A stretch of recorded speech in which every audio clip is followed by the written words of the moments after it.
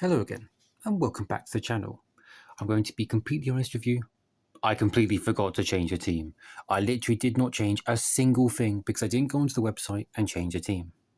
But that seemingly did not matter, however, because I got 68 fucking points. So let's see how the team did under my management. Jordan Pickford wasn't troubled by Aston Villa in a game we really should have won. We pepped them with shots. Hang on, did I say peppered? We peppered them with shots, but unfortunately they have the human form of arrogance in goal, along with our own inability to convert. Pickford ended up with 6 points for a clean sheet, Ndiaye with 5 for a clean sheet and 14 defensive contributions, and Better with 2 points. Nikola Milinkovic had just come back from international duty versus England, where he got a red card. I watched the England game and it's a mixed bag on if this is a red card. It's harsh.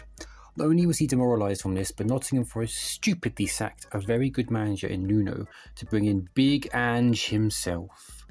They lost 3-0 to Arsenal and Martin Zubimendi scored an absolutely insane peach of a goal. Milinkovic got 1 point. Trevor Chalobah drew 2-2 with Brentford, giving him 3 points. Lucas Digne got a clean sheet, but a yellow card, so 5 points. Cody Gakpo has so far failed to cook since I selected him, getting 3 points again. However, Mohamed Salah was there to break Burnley hearts with a penalty scored in the last minute of the game, giving me 9 points. Kaoru Mitoma scored against Bournemouth, giving me 7 points. Chris Wood blanked again, giving me 1 point. And on my bench, Dubravka got 3, Kirkes 0, Gahey 6 and Welbeck 2.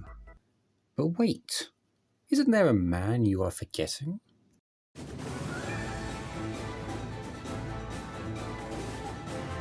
Yes, there is an absolutely wonderful footballer known as Antoine Semenyo. I completely forgot to change him as my captain from Gameweek 2, and it also simply didn't pick the game for Gameweek 4, but no matter, because this delicious man scored and assisted to get 13 points doubled to 26 points, finishing off my Gameweek 4 with 68 points. Oh my, it's beautiful. Anyway, some preparation for Game Week 5. We have 2 free transfers, and that means 2 opportunities to spice up the squad with some sexy men, and unfortunately, I think I know the 2 who need to be released. Nottingham Forest, as I mentioned earlier, have sacked their manager Nuno Espirito Santo and replaced him with Big Ange Postecoglou. Ange has proved that his style of football can work, but the problem with it is not only is it incredibly risky, but it causes so many injuries due to the intensity of his tactics.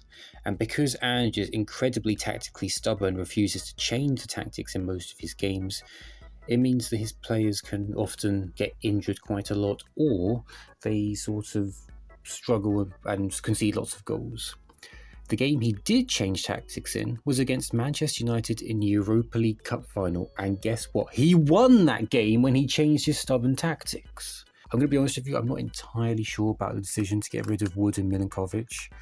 We've seen that Ange has been able to turn around teams with the manager bounce, but if I debate this, I'll spend forever not making a decision. And I'd rather make an imperfect decision than make a perfect inaction. So let's see. Wood and Milinkovic have been struggling, and I think it's time to get in some big players who can get me some big points up front and in defence.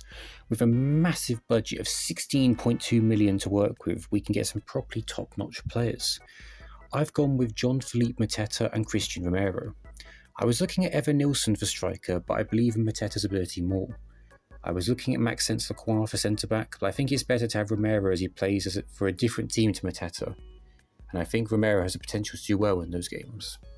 I've only made 1 change to the team. I think that Mark Gahey will do well against a very struggling West Ham, so I've put him in for Digne.